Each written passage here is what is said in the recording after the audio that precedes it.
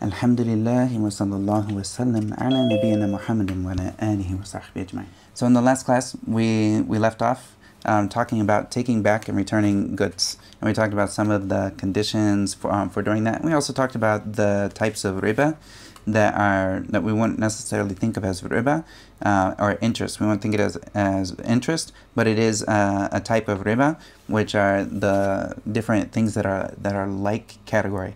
That when you trade between like a like category, when it comes to whether it's gold and silver, or whether it comes to some of the foodstuffs, when we trade the same type of thing for another thing, it all needs to have these conditions that it's the same weight and it happens in a completed transaction right away at that time. And so today we're going to go into the next chapter, which is called a Salam, not a Salam, but rather it's called a Salam. And this is ordering. This is what we would kind of see as ordering goods. And so a salam is different than buying something right out, because the thing that you're buying is not necessarily. You're not actually buying an actual item that is unique. You're buying something. You're saying, I'm going to give you money, and to get an item that has all of these characteristics. And when you have this, then this person will provide you an item with all of these characteristics after you have already paid him this money. And so we'll talk about the details of how this goes about, and and this is and also some of the basis of this is that the Prophet sallallahu alaihi wasallam, he said, "Man aslafa fi shay'in falyuslif fi kaylin ma'lumin wa waznin ma'lumin ila ajalin ma'lum." And that the Prophet sallallahu alaihi wasallam, he said, whoever does aslaf, and this is also another word for aslam, which is like the salaf. Whoever does this transaction where they order something, or they're going to pay money up front and then get this afterwards, then they need to make sure فَلْيُسْلِفْ فِي كَيْلٍ مَعْلُومٍ. Then they need to do it at a known volume. Like the kaylin ma'lum is that this volume is known, like the volume of the item. If this was something that was going to be measured with volume. وَوَزْنٍ مَعْلُومٍ, or like the weight is known. إِلَى أَجَلٍ مَعْلُومٍ, to a time that is known. So these are some of the things that are very important for this to be done when somebody is doing this act. So he's going to talk about some of the basis of this. And this act is something that the Shafi'i madhab, when they look at this type of transaction, they say that this transaction goes against the general principle of that whenever somebody buys something, that it should be something that happens right away, and it shouldn't be something that is delayed. And so this is of the things that whenever something goes against the general principle, then there's usually going to be a lot more like restrictions to how this thing is used. And so this is the view of the Shafi'i opinion with these things. So they go into and they talk about this. And the author Abu Shujaa rahimahullah, he says faslan, which is the chapter, وَيَصِحُّ السَّلَمُ حَالًا وَمُؤَجَّلًا. And so he says that ordering goods is okay to do immediately, which is halan, وَمُؤَجَّلًا, or at a later time, so that this person can either do it like he ordered something and then the person came out and gave it to him right after he paid, like in the same sitting. This is okay. He can do it right away, or he can do it at a later time. And this is permissible فِي مَا تَكَامَلَتْ فِيهِ خَمْسَةُ شَرَائِطٍ, if it's when it's done with these 5 conditions. So it's permissible with these 5 conditions. He'll talk about this. He says, وَأَن يَكُونَ مَضْبُوطًا بِالصِّفَةِ. And so the first condition here is that this thing is described in detail. So of course the details for each item or type of item, this changes depending on what type of item it is. So of course if you were going to sell a car, like if you're going to sell cars this way, then you would have a list of like the model of the car. You'd have like models of the car, and you would have like the colors of the car that someone could choose, and you would have all of the like the type of it and the year of it. All of these things that are going to be different from one to another, you would all have to have all of these details put down. And the same thing if someone was doing, say they wanted to get rice at a later date. And so they would need to know what kind of rice this is. You know, like, is this going to be long grain rice, short grain rice, and what is it? And is it gonna be hold or not hold? So all of these things that would change like the value of this thing, it needs to be known what type of object this is in detail. It needs to be described very well. And of course, like, if you open up like some of like the online stores, and if you look at something online that you're going to order, if you don't know exactly what it is, you just have kind of like a vague picture of it, but you don't have the details of what's its weight, what are its dimensions. These are all things that need to be there for this person not to be at a loss, or like that ambiguity is something that people can't be selling or buying things when they don't know what they're buying or selling. So they need to have this ambiguity put aside with it being described in detail. And so this is the first of the 5 conditions here that he says. And then the next one is وَأَن يَكُونَ جِنسًا لَمْ يَخْتَلِطْ بِهِ غَيْرُهُ. And the second one is that it's something that isn't mixed with other types. And so this is important if you have something that has a certain worth and you're mixing this with something else that has another worth, but you don't know exactly what this mixed ratio is, or it's something that is kind of it can vary from one time to another. This thing that can vary from this time to this, and like maybe the person that's mixing it's not like all at the same way, then in this case there's a bit of like we would say is like jahala, or it's like something that's unknown. And so this thing that is mixed with something else, if it's unknown how much it's mixed with, then in this case it wouldn't be something that's okay to do a salam with, because this is we don't know how much of this. So if you had like a mix of say we're gonna have like a trail mix of something, we don't know exactly how much of which is going to be in that trail mix that I'm going to get in the future. And so it's just going to be some type of mix, you know, a grab box. You don't know exactly what you're going to get, or it's going to be mixed and you don't know how much is going to be the portions of that. And so, and because of that, this is something that shouldn't be done. And this is of course the view of the Shafi'i madhab. And in these days and age, the ways people mix these products are very detailed. Like we can look back and we know exactly how much went in there. And each one of like a certain product, if it's mixed, say something as like a mix that someone has like a cream and this is like mixed with different oils, or they get like a fancy oil mix for like essential oils, or like for maybe like for like fragrances and whatnot. They know exactly how much goes into each one of these things. If they know all of the differences of this, and this, they know all of this is going to be the same, then there's no problem with that. The issue is if there's going to be that issue of ambiguity in that. So this second condition, if it's something that is all across the board and there's not going to be any changes from that, there's no problem with it being mixed. But rather this is just a preemptive measure to make sure that there's not something that's going to be changing from one time to another. And also the next one, which is similar to the same meaning here, he says وَلَمْ تَدْخُلْهُ النَّارُ لِإِحَالَتِهِ. And so he also says that no fire was used to change it in the process. And this is such as bread. So if somebody is having, so like say somebody wanted to do, and this is something that does happen, and people do this, where they'll pay up front at the beginning, of the month, they'll pay a certain amount of money. And then every single day, they will go to the bakery, and the bakery will give them the amount of loaves that they paid for up front. And so they're going to get a certain amount of loaves from what they paid for up front. So they paid for up front at the beginning of the month. Say they paid like 30, 40, 50 bucks, you know, to get 10 loaves of bread every single day, you know. And so this is, so then for them to do this, the amount of like a flour that goes into the bread itself is going to vary kind of, and like even the loaf itself. So like in Egypt, they have like these brown loaves. Even that loaf is going to be slightly different. And there's no way we can say exactly how much is going to be in that. So because of this difference, the Shafi'is would say that, and even when fire comes into this, then that difference is going to be much different. So like when fire comes into the equation, it's going to change things, and maybe something's going to burn, and it's going to change, and it's going to react in a certain way. So this they would say that this cannot be done. The ordering of goods with salam, And of course, this is the view of the Shafi'i madhab, but in like the reality of how people use it, this is a small matter. And the important thing is the person knows exactly what he's going to get before he gets it, as well as the person who's selling it knows how much it's going to cost him when he's selling it, so that there's no major changes in this. If there's major changes, then this is an issue. This is what a lot of the modern day scholars have talked about when it comes to this issue on like with their fatwas, and they have no problem with this kind of like a bakery arrangement where somebody does that.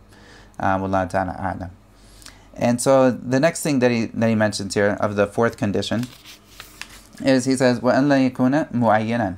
And so this is very important, that this is not a specific object. So with the salam, this is kind of like someone is buying an object, but this object that they're buying is not an actual object. It's rather it's like a loan. It's like the opposite of like if someone were to buy a car and they were going to say, I'm going to buy it with a loan. So this person gets the car and then they're going to pay this person back with money. This is like the opposite of that. So it would be like the opposite. So you are paying the money up front, and this person is going there upon them, like their loan is to give you this object as it is described. Whether if it's an actual object, then this is not permissible because it goes against like the concept of the salam. But rather it needs to be something that is not an actual object. So if someone had like an eBay object, where like they're selling something that is described on eBay, but it's an actual object, are they allowed to do this according to like the Shafi'i madhab? Like this is an actual object and this person hasn't seen the object. They're buying something off of a description that they have. The Shafi'i madhab would be like, no, they can't do this. Of course, there's other madhabs that allow this thing. But the important thing is that it's described, and regardless. But the salam, for this action to be a salam, it can't be an actual object. And it can't be from an actual batch of objects. It needs to be something that is described in a general form that is that can't be an actual specific object, and it can't be from something that is specific. That's the last one he says here. وَلَا مِن مُعَيَّن, and which is it can't be from something specific. So it can't be like a certain batch of something special that you're selling. Say you have like a bunch of grain that you harvested from this last harvest, and this person sees that grain and he says, I want to get a salif of that type of grain, or they get it something of that sort. So of course this is going to have some issues in that. So they need to make sure that this is not something that's specified to a certain thing. They can have like a category that's specified, but to a certain actual like if it's grain or something, to say that this is going to be from your farm and this is going to be from this batch, they can't do this for the salam. They just have to say it has to be grain with these type of characteristics, and once they did this characteristics, maybe this person gets like maybe there's a destruction of his crop that year, so he can't give it. So he buys someone else. He buys someone a grain from someone else and gives it to this person. This is what's upon him. So this is of the things that for salam to be done, it needs to be done in this way. It can't be from something specific, and it can't be a specific subject, a specific object, or from something that is specific. And so the next thing he's going to talk about, he says, ثُمَّ لِصِحَّةِ الْمُسْلَمِ فِيهِ ثَمَانِيَةُ أَشْيَاء ثَمَانِيَةَ شَرَائِطِ. And so here he talks about for the actual act, or for like the actual contract, there's 8 conditions for the validity of this ordered object. So he's going to talk about some of these conditions here for this object to be able to be ordered and whatnot. And so of them, he says the first one, he says وَأَنْ يَصِفَ أَنْ بَعْدَ ذِكْرِ جِنْسِهِ وَنَوْعِهِ بِالصِّفَاتِ الَّتِي يَخْتَلِفُ بِهَا الثَّمَنِ. And so we mentioned this a little bit, but he says that this is described with its type and model, with a description that encompasses the differences that affect its price. So like the differences that affect its price, all of these need to be addressed in the actual description of the item. Like the item description needs to make sure anything that's going to change its price, so such as if it was an iPhone, what year is it? What type? Is it a Pro or is it not? How many gigabytes is it? What's the battery? Like, is the battery going to be at a good level or is it going to be low? You know, so all of these things would need to be described if someone was going to do it for like such as iPhone. and what kind of color is it going to be. All of these things that if it's going to change the price, it needs to be put in there. And also he says, and that its weight, in the next one he says is that its weight, وأن يذكر أن قدره بما ينفي الجهالة عنه. And so that its weight or size dimensions are all defined. And I mentioned this a little bit. And the point of this is that it gets rid of the بما ينفي الجهالة عنه, is that this gets rid of any type of ambiguity or anything that is unknown. All of these unknown factors should be pushed aside as much as possible. And then the next of these conditions here, the third one, he says, وَإِن كَانَ مُؤَجَّلًا ذَكَرَ وَقْتَ مَحِلِّهِ.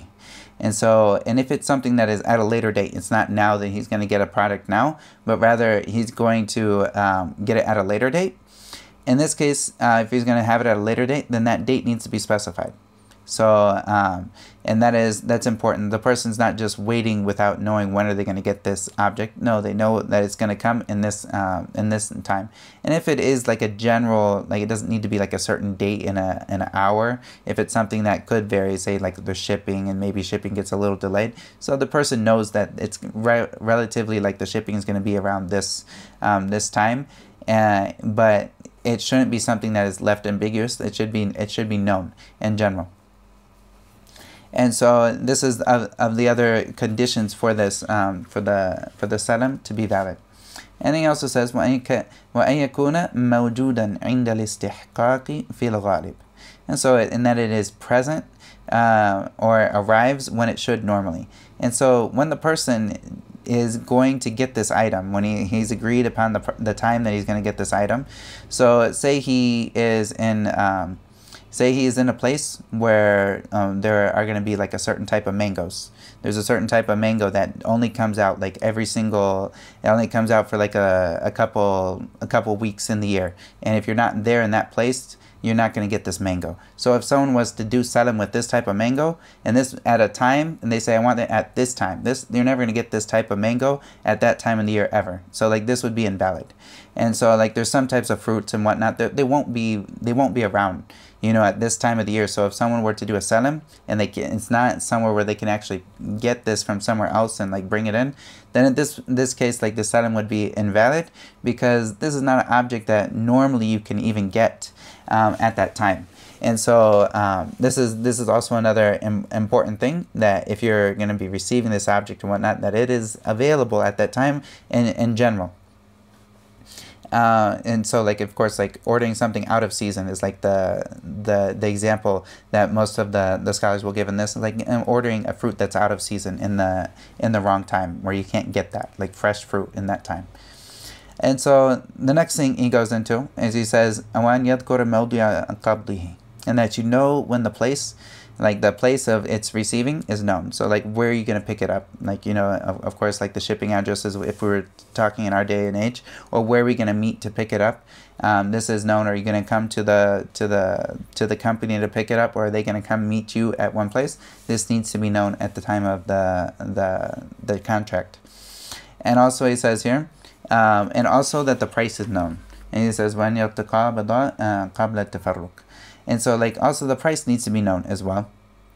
And that also the next thing he said was أَنْ يَتَقَابَضَ قَبْلَ التَّفَرُّقِ, is that the down payment needs to be done before departing. So this is one of the key things with salam, and this is a type of transaction that needs to be paid up front. So like the person, if they're ordering something, say they're ordering from a catalog, they look at the catalog, they see all these things in the catalog, they order a couch, and they see this couch in the catalog, they say, this one looks good, I'm going to order it. This person needs to pay, if it's going to be salam, they need to pay this right up front.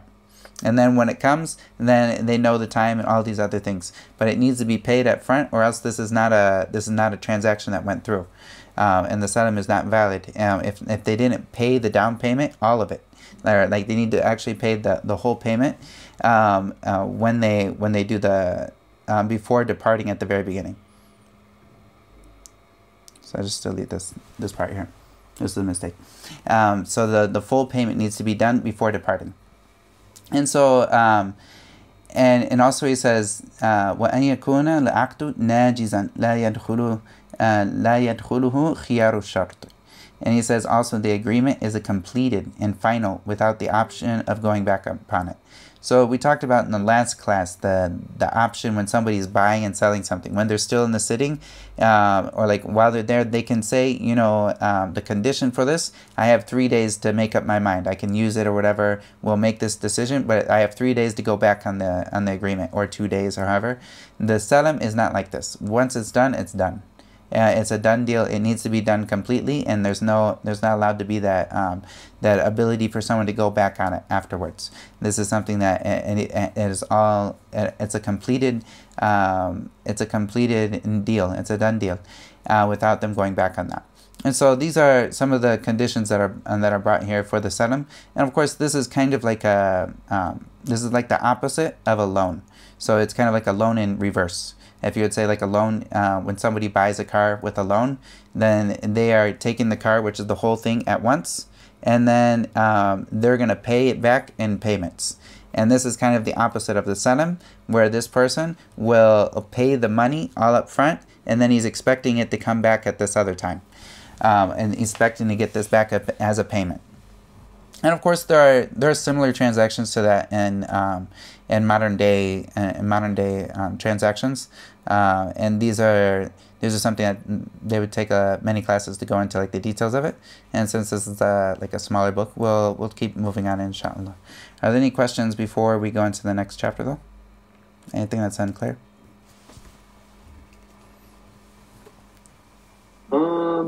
So, for example, I purchased a vehicle from a brother, and he agreed that the payment would be delayed.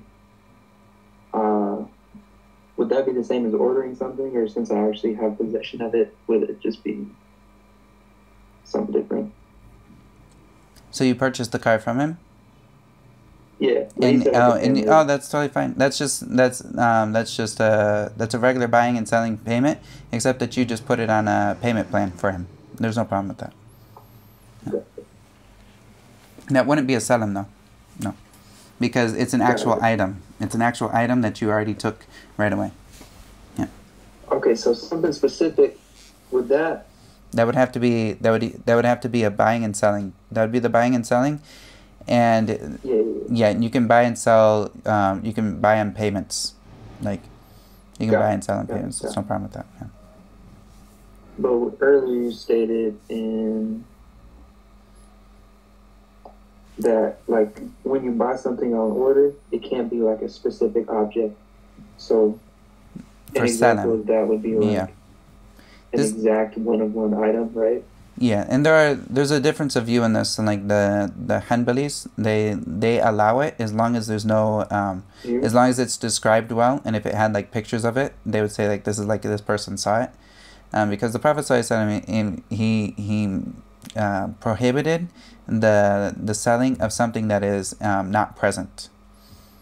So like selling something that is not present, like bay' al-ghaib, like selling something that is not with you. I lost you on like half of that. Oh, the sound? Yeah, I had no idea. Okay. The Prophet ﷺ, he prohibited someone from selling something that is not with them. So, of course, the thing, when they're selling something, it needs to be with them. So, but if they're selling something and sending it over, like some of the people do on like eBay, it's an actual item and whatnot. If this item was described properly, then like the Hanbalis would say this is fine. And this is like a lot of the fatwa that go out, they would say that this is fine. But as far as like salam, it would not be called salam. It's called a different thing. It's called the bay' al-sifat, which is a different type of. It's a different type of transaction. The Shafi'is say this. No, they're not on this. But of course, this is when we come into like transactions and whatnot.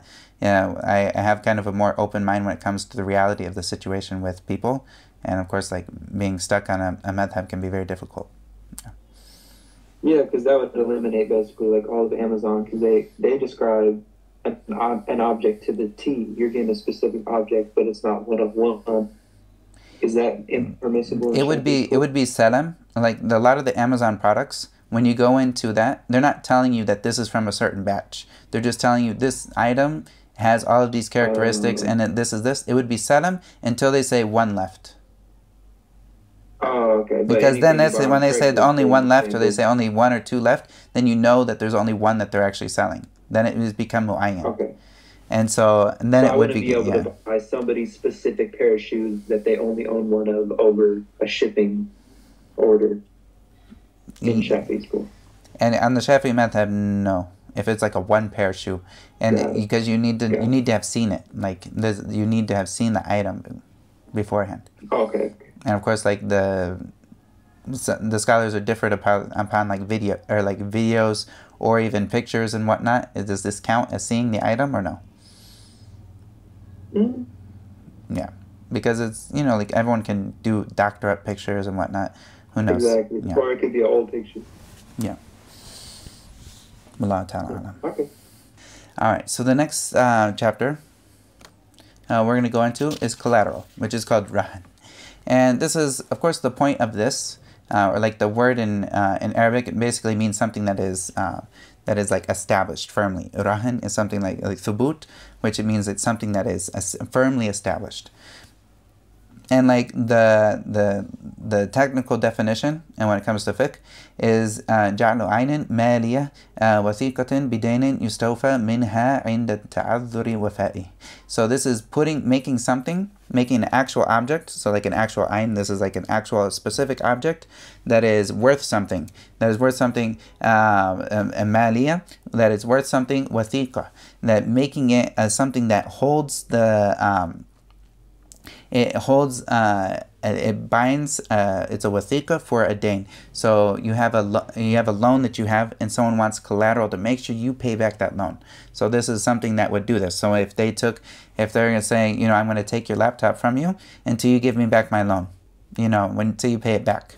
And so this is just to make sure that you actually pay back, because some people maybe they're not gonna, they're gonna be lax about paying back. But if they know that they're not gonna get their thing back until they pay, this helps them get that. And so this is what the purpose of the rahan or collateral is, to make sure that people actually pay back these things. And this is something that is permissible in Islam, and of course with the conditions that are brought in. And this is mentioned in the Surah Al-Baqarah at the last page, and that Allah says farihanun maqbuda. And so like that, and this is if somebody doesn't have if they don't find anyone to write down their deen, or like this loan, that they have this contract. So if they don't find this, then they can use a rahan, or like urihan, which is like which they can take this collateral, and maqbuda means that it's taken into the other person's possession as a form of making sure that the person pays back the debts that are there. And so this is something that is brought into Islam just to make sure that people get the rights. And also the Prophet sallallahu alaihi wasallam, when he passed away, like one of his shields was in the possession as collateral with one of the Jews that were in Medina at the time, because he had borrowed some food from them, and so he had given them his shield as possession until he paid that back. And so, of course, this is something that was done, and that is a great form of making sure that people pay things back. And if somebody's not willing to give out or lend, if they're given this collateral, this helps them. It gives them an easier. It opens them up to lend when they normally wouldn't want to lend. So the thing that he talks about here, the author Abu Shujaa rahimahullah, he says, "Faslun, wa kullu ma jaza bay'uhu jaza rahnuhu fi duyun." And so he says here that everything that is permissible to sell, like anything that's permissible to sell, as we mentioned the conditions for buying and selling objects. If it's permissible to sell, it's permissible to use as collateral when it comes to loans. And so, if the debt, and he says here with the condition, إِذَا اسْتَقَرَّ ثُبُوتُهَا فِي الذِّمَّةِ, if the debt has been made final, Like it must be paid. So like this is a debt that is actually come into where this person actually has to pay back this money. If it's something that is that maybe in the future is going to happen, no, it has to already have been finalized that this person owes this money, or he's going to owe this money right now with this collateral. But it can't be something that it's going to later come into that. Wallahu ta'ala a'lam. And so, of course, this is what he talks about here, and he's going to talk about a couple other things, and just there's a couple conditions that he didn't mention here that are for the actual object that is there. And of course, he said that the object needs to have the ability to buy or sell, so it needs to meet these characteristics, and also that the object also needs to be something that is like thabit, and that it's something that is solid. It's not something that's going to change right away. It's going to hold its worth for the time that this person would have it. So of course, if it's something that's only going to be used for a small period of time and it's going to actually like go away and it's only going to be usable, then this is something that wouldn't be okay to use. And also the thing needs to be known between the two people doing the contract. So the people that are doing the contract, they need to know what this object is, and so that needs to be known. And also they and that this thing needs to be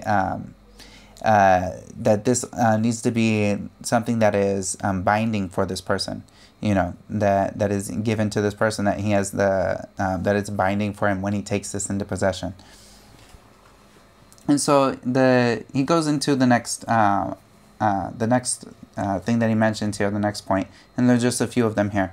He says, وَلِلْرَاهِنِ الرُّجُوعُ فِيهِ مَا لَمْ يَقْبِضْهُ.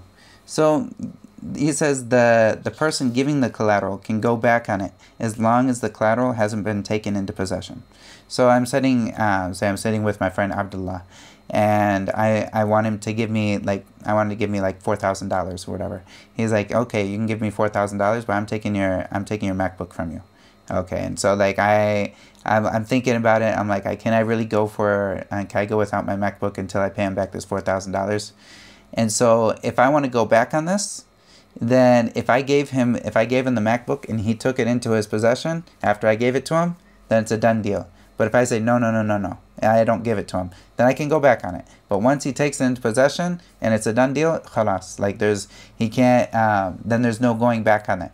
It's done until until the thing is paid, every single bit of it. And that's what he'll talk about in this next option, this next line here. He'll say, وَلَا يَضْمَنُهُ مُرْتَهُنُ إِلَّا بِتَعَدِّي. And so he's going to talk about the next one, but he says here, وَلَا يَضْمَنُهُ الْمُرْتَهِنُ إِلَّا بِالتَّعَدِّي. So what if the object that is in the person's possession, he's holding this collateral, and something happens, like the damage, and like there's something that, say his house burns down, or something is, maybe there's like a flood and whatnot. And so the person that's holding the collateral is not held liable for any damage or loss, as long as he took standard precautions in safeguarding it. So as long as he did the normal thing for him, what is called for him to do with this object, then he is not held liable for this thing. And so, but if he did something, like say he did something like crazy with this, like he was taking someone's bike, and the person's bike was collateral, and so he put the bike without a lock and he had it sitting out in the street, and someone took it. No, in this case he's held liable for this because this is not normal. This is something that is that he went overboard with this object, and this is not normal for someone. This is of course just a ridiculous thing to do with a piece of property. And the same thing, like someone left the car running with the keys in the ignition and it's open, the door is open, and someone took that and that was someone's collateral. No, this person is held liable for that because this is his fault for not doing this. But of course, if it was in the garage and everything was taken into consideration, and normally this would be a safe place for this car or the bike, and someone stole it, and this person had locked the car and all of the garage and whatnot, but this person is just a really great thief, then in this case, this person is not held liable for this theft, and the object that's gone, it's gone. And he's not held liable for this, because ultimately the person who gave him this object to hold on to it, he has trust in the person that he gave him, that he's going to give it back and that he's going to take care of it, or else he wouldn't have given it to him in the first place. And they say, like, this is the yadul amana, and that he had trust in giving it to him. And so this trust also gets rid of the fact that he's not going to be held liable if he's trusted as a trustworthy person. He's not going to be held liable for any damages that come into it when it's not his fault. But if it is his fault and it's something that he did, and that he is like he went out of the norm or did something stupid with it, or he broke it himself, then all of this he's held responsible to do that for. To make up for that object and to pay it back for that person. And so the next line, which is what I was last talking about, is he says, وَإِذَا قَضَى بَعْدَ الْحَقِّ لَمْ يَخْرُجْ شَيْءٌ مِنَ الرَّهْنِ حَتَّى يَقْضِيَ جَمِيعًا. And so he says, and if the debtor, the person who got the loan from the other person, so if he got this loan from the guy and he's paying back little by little, can he take some of his collateral back? Even since he's paid, he says, hey, I paid like half of this. I paid half of the loan. Can I get half of what I gave you, or just like a little bit of it and whatnot? Does he have the right to do this? No, he doesn't have the right to any of this collateral until the last penny has been paid that is owed.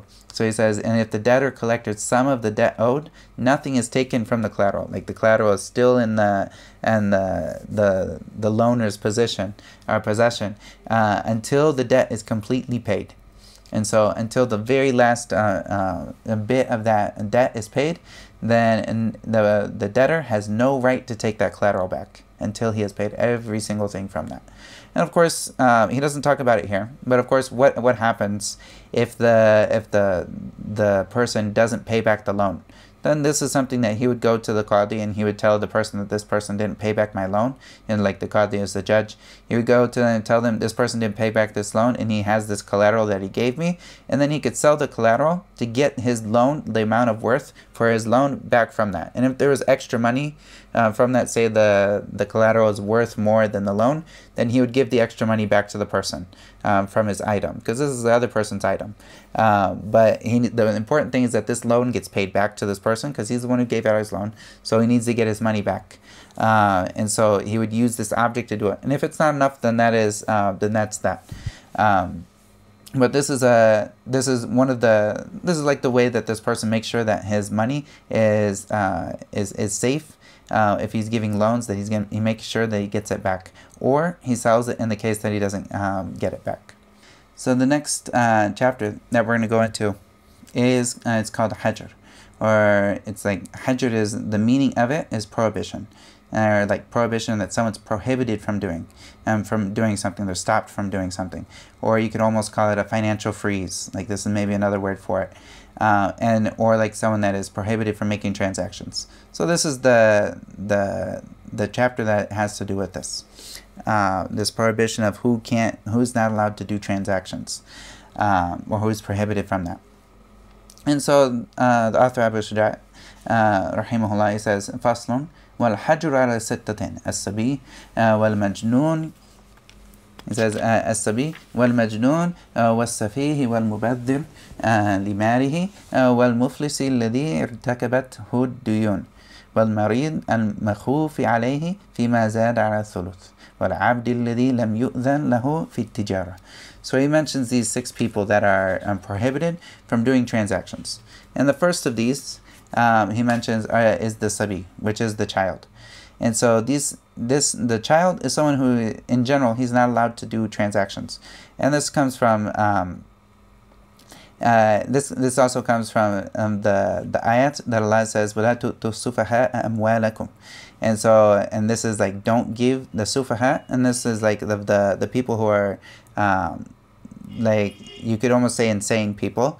But this also, the meaning of this goes to all of these other groups of people. But you don't give your money to someone who is not like reasonable or is not reasoning to use this money properly. So you wouldn't give these people money, and you would also not let them do transactions with that. So if someone tried to do a transaction and they're like they're a little kid and they're trying to buy a car, of course you would say no, get a parent to come do whatever transaction needs to be done. And so this is the first one, which is the sabi, and someone who is this is the young person that is that even if he's like a small, like even if he's almost to bulugh, but he's not quite up there to bulugh, even though he might be a person that is very smart and whatnot. But in this case, he still wouldn't be able to do this. He wouldn't be able to do transactions until he comes up into this age of, you say like rushd, or like that he becomes a responsible person that has reached the age of like above puberty, or like that bulugh. And so this is something, of course, like with small items, this is something, it's not a huge deal. But of course, with big items, this is where we would look into it, because of course, like the amount of kids that are sent to like the supermarket to get different stuff, or like to go to like the corner store and get stuff. This is normal. Like there's no big deal for this with small transactions. But of course, if someone, like if you have a kid that's trying to buy a car or a major transaction, you know, this is where we would say like, no, this person is not allowed to make these serious transactions. For like little things, okay, but as far as for big things, then the child is not allowed to do this. And also the next one that he brings of the 6 people is he says the majnoon, which is the insane person. So like the insane person, or the safi, which is like a simpleton. So like the insane person or the simpleton, which is someone who is al-mubaddir limalihi, is someone who doesn't know how to use money properly. You know, like if you gave him like $20, he would go to the store, and someone in front of the store would stop him and would give him a Twinkie for $20, and he would fall for it. You know, like this is someone that you wouldn't give him this money because he doesn't know what to do with it. Or he doesn't know how to use it properly, and if somebody were to try to rip him off, he would get scammed right away. Anyone could scam him.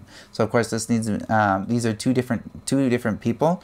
Like whether it's the person's insane, okay, yes, he doesn't do transactions because of course he's gonna get ripped off, or people are gonna do this.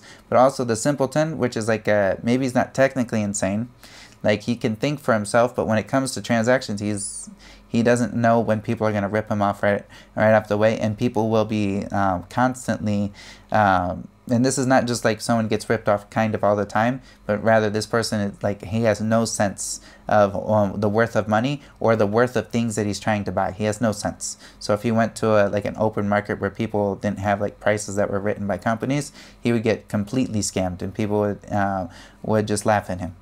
So of course, these 2 people would have Hajr on them. They would not be able to make these transactions.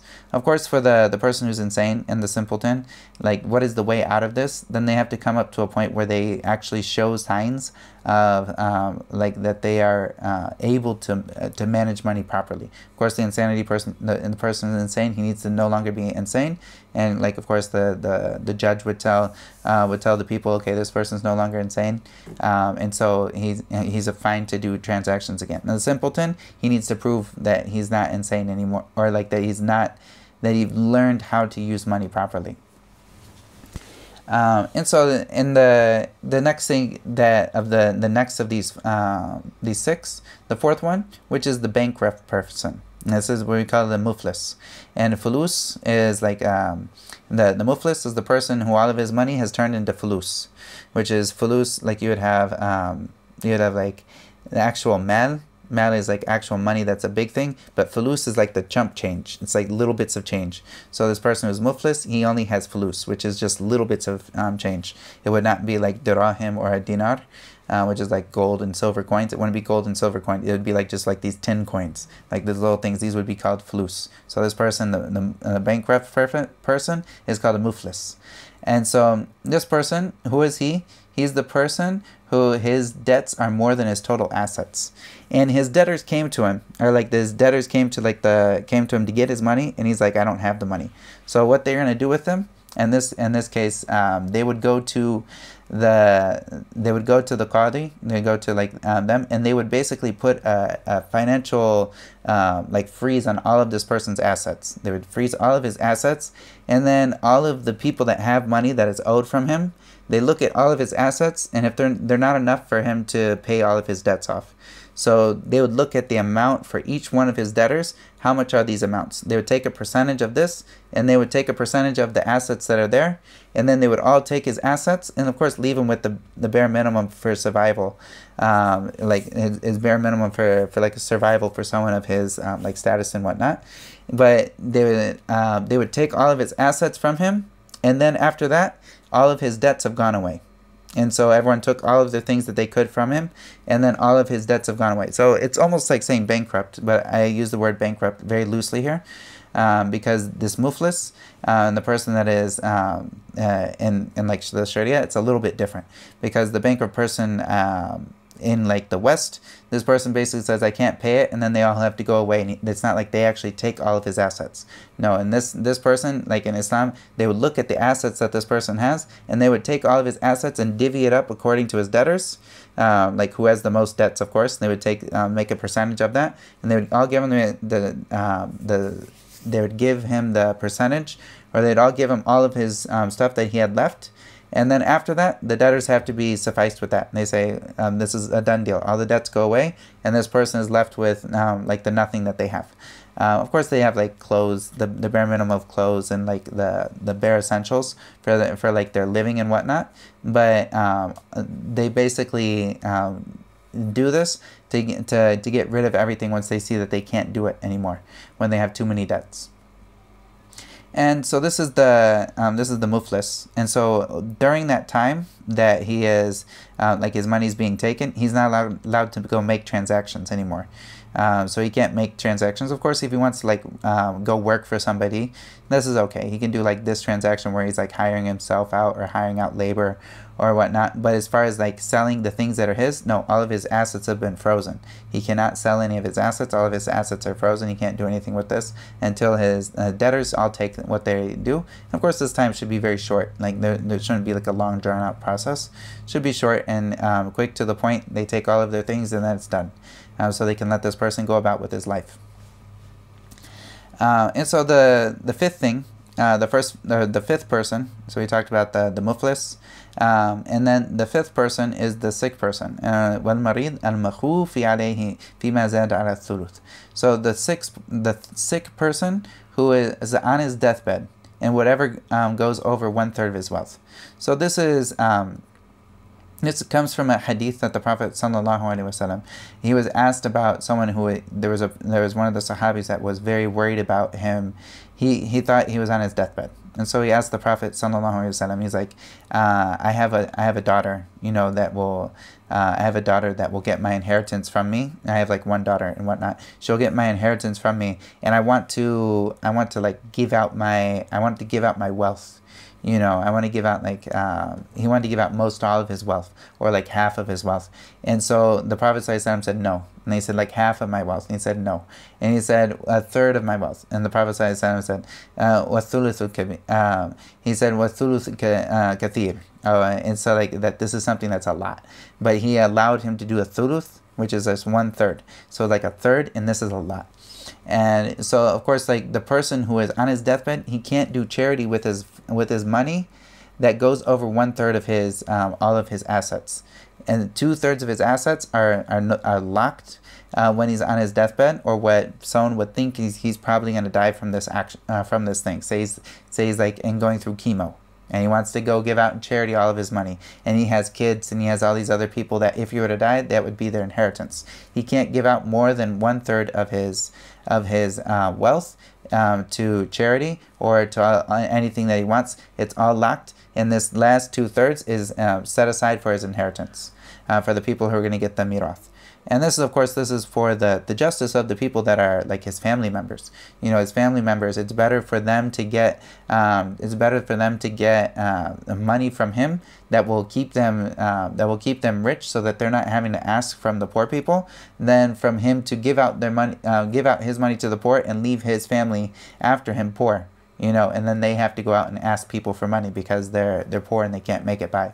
So of course, this is the wisdom of this like financial freeze on the 2/3 of his assets. And So this is for the person who is sick and on his deathbed. And of course, this is also another thing for someone to think about, that when they are wanting to give out their wealth and like give charity and whatnot, then once they come upon their deathbed, this will be one of those things that they will think about. Oh, I wish I would have given out more charity, and you can't give out more than a third in this case. And anything more than a third, this is the rights of the inheritors. All of the inheritors, this is their money that that this person is doing. So he can't give out, like if he wants to have like a wasiya and whatnot, he wants to give out on his death, he wants to give out money to other people and other charities or organizations. Anything over a third, this is something that is the right of the inheritors. If they agree that this person, like if they agree, oh, we'll give it to this person that he wanted to give it to, then that's them giving it on behalf of him, you know. But this is their rights and this is their money once he passed away. So anything over the 1/3, he's not allowed to do anything with. And also the last thing he says here, وَالْعَبْدِ الَّذِي لَمْ يُؤْذَنْ لَهُ فِي التِّجَارَةِ. And also the last one here, they mentions of these 6 people, is the slave that hasn't been given permission to trade. Of course, a slave, he is property. So of course, like he's not someone who necessarily by default is able to buy and sell and trade things. He doesn't own property. Anything that is property is his. It's not his property, but it's rather his master's property. So if someone gives him something, this is something that's actually his master's. And so he's not, if he hasn't been given permission to trade, then he's not allowed to make transactions and go about. But of course, if his owner and whatnot gave him permissions to go out and trade and do business and whatnot, then once his owner gave him that permission and the people know the owner gave him his permission to do that, then that's fine for him. And of course, this is not something that we see necessarily right now. So, alhamdulillah. Then the next thing he'll talk about is some of the other transactions that have to do with some of the things that are connected with the people that are mentioned, their transactions. And so he says the وَالتَّصَرُّفُ السَّبِي وَالْمَجْنُونَ وَالسَّفِيهِ غَيْرُ صَحِيحٍ. So he says the transactions of the child, the insane person, and money squander, that's the safih, are not valid. And so these people, if they do this, if they do actually run a transaction, this transaction everything needs to go back to its owner. Like this transaction is invalid. So if the people, they change money or like they took products and whatnot, everyone takes everything back. And this is not valid. Of course, I mentioned the exception for like the small transactions for a child, you know, like that is mumayyiz, like someone who knows what he's doing. And this is something that the scholars in general, they overlook this matter when it comes to like the small transactions of a child and whatnot. As far as the insane person and whatnot, money squander, these are things, they always need to have someone that does this for them. And if they were to do any transaction, this is invalid, and they would have to give it. Everyone gives everything back. And then the next thing he talks about is the transactions for the sick or the transactions for the muflis, which is the person who's bankrupt. He says, وَتَصَرُّفُ الْمُفْلِس يَصِحُّ فِي ذِمَّتِهِ دُونَ أَعْيَانِ مَالِهِ. And so he says the transactions of the muflis, this bankrupt person, as we mentioned it here, it's valid in credit. And he says, in fi dhimmatihi, so like his credit. So if he wanted to ask someone for a loan, like after he's already got his debtors getting stuff, if he wanted to go out and ask someone else for another loan, and that's okay for him to do. Or if he wanted to rent himself out, like to go do a job and whatnot, then that's okay for him to do. But as far as his actual assets that are there, no, he can't do anything with these things. Duna a'yani malihi, so like the actual things that are around him, he can't do anything about this. All of this is stopped without him using it. And then the last couple of things he says is وَالتَّصَرُّفُ الْمَرِيضِ فِيمَا زَادَ عَلَى الثُّلُثِ مَوْقُوفٌ عَلَى إِجَازَةِ الْوَرَثَةِ مِنْ بَعْدِهِ. And so the transactions of the person who is the sick person on his deathbed over 1/3 are suspended. Mawquf, which is suspended until his heirs, if they decided to, give permission for it after his death. And so this is This is like so if the heirs, like there's some people that had like they wanted to set up great charity organizations and whatnot. They're very rich, and when they passed away, their heirs, they're all like, their kids were fine with doing this. And if their kids are fine with doing this, okay. And also the kids should never feel like pressure to do this for the person that is there. Like, this should always be from their actual free will. It should never be something that someone feels pressured. My father wanted to give all this out to charity and whatnot. I just I'd feel bad for him, and like all the people are gonna hate me if I say no. And so, like, of course, if there's multiple heirs, each one of that is individual for the amount that he lets go. So, like, his right is something that is for them. So if some of them wanted to do it and some of them didn't want to do it, then then this person takes their full amount and the other person takes part of their amount. And it would be broken up equally with all of these people, whether or not they gave out from the extra third over the third or not.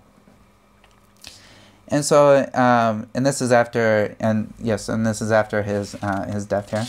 And then the last thing that he mentions here is with tasarruf al-abdi yakunu fi dhimmatihi yutba'u bihi idha a'taqa. And so then the transactions of a slave only occur in credit. So like, I put here in credit, which is called in dhimma. Like, it would say a dhimma, which is something that is established for this person, like it's something they owes. And so I mention it here as credit, which follows him after his freedom. So say he did like a certain type of transaction where he so like if he destroyed something from someone, and this was something that would be on him and not on his master, then in this case he would need to pay that back after he gets his freedom. And if he didn't get his freedom, then it's not upon him. Of course, there's certain circumstances for when he would actually have to have this, and it's a very rare case that there would actually be something that is a credit on a slave. But if there was credit that was put, like if there was something that he owed and whatnot, then this would happen to him, that he needs to pay this back, but it would be after his freedom, not while he's still a slave. Wallahu ta'ala a'lam. So the next couple of chapters we'll go into, inshallah, in the next class, and a lot of these are chapters that, and so far what we went over today, we went over in a general sense, and the basic purpose of like this class is kind of get like the general idea of these things. Of course, going into a lot of these details, of course, that will take many classes, and this is for people who are going deeper into ilm, and studying and whatnot. But of course, with all of these things, of course, always having someone that you ask when you have transactions and whatnot that you work with, and understanding the basic principles is what is like called for us. And for someone who's actually dealing with these individual issues, then it's for him to actually look into that individual issue that he's dealing with to make sure he's doing it properly. Wallahu ta'ala a'lam.